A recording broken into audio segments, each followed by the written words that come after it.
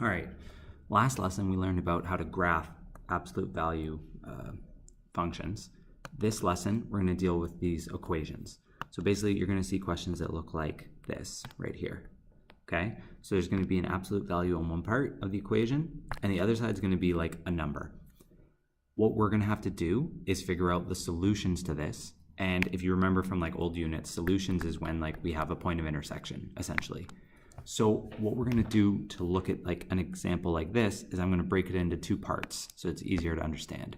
Let's write it over here. 2x plus 4 equals 6. So I'm going to think of this as one equation being 2x plus 4, the absolute value of that, and one equation being y equals 6.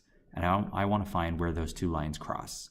Or at the very least, when is this equal to 6? So the very first thing you have to do, if we're graphing it, is to actually graph this equation. Ignore the 6 for now. Okay, so we talked about this last class, so I'm going to look at this. I'm going to say, okay, the intercept is 4, the slope is 2, so I'm going to graph some points. Cool. I'm not going to go below the 0. Then I'm going to graph the reflection of it, which would look like that. So that's the graph. But that's only this part. What we need to do now is figure out when is this actually equal to 6? When does it yield the result of 6? So literally we just look at the graph. This is the 6 value, and you draw a horizontal line. This is to visualize it. You don't actually have to do it this way. I'll show you how to do it algebraically after. But when we look at it, we have 2 points there and there. Those are the solutions.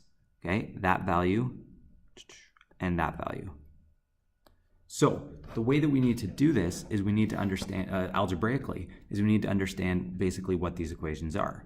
We talked about this last class, and we said that this equation is going to be y equals 2x plus 4, the normal equation. And then the other one is the piecewise equation or notation we need to do. This one's going to be, let's do it in green, y equals the negative version of 2x plus 4. Okay, which is also negative 2x minus 4. Okay, so now that we have those two equations, if we wanted to solve it graphically, bam, we got it. It's right there and there. If we want to solve it algebraically, we are going to write the two equations, and then we're going to solve each of them by substituting this 6 in for y. So I'm going to write 6 equals 2x plus 4, or 6 equals negative 2x plus 4. So we have our two equations. Then we just solve like we normally would, right? So move the 4 over, 2 equals 2x, x equals 1, cool, okay. And then the other one, we're going to move this over, and 10 equals negative 2x, x equals negative 5. Cool. So we have our answers.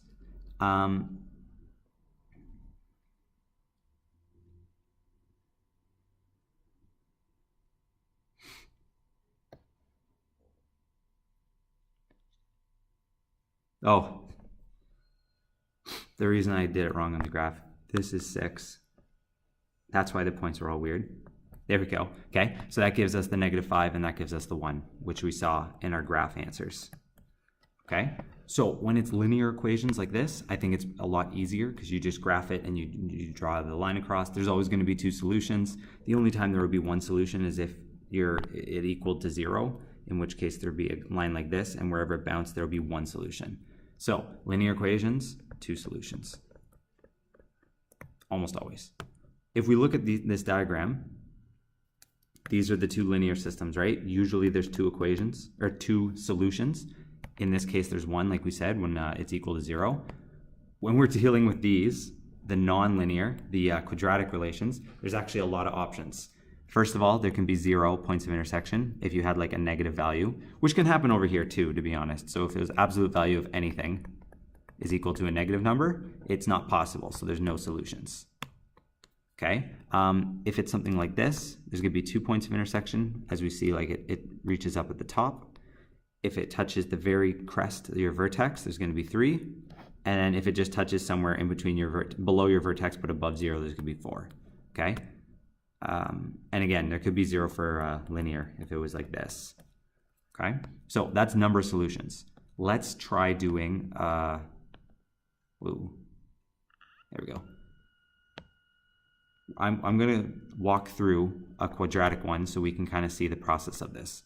okay? I have it graphed here so we can visualize it. You won't usually get a graph because it takes too long. You don't have time to waste doing that. But so I graphed it here so you can see the actual absolute value function, and then 2 is this red line horizontally here. So we can see there's going to be 4 solutions, 1, 2, 3, 4, and those are our answers we're going to find. So the way that we do this, we rewrite the equation in piecewise notation. So here we have the positive, here we have the negative. Then what we're going to do, I'm going to solve it, so I rearranged it to equal 0, and then I have to factor it.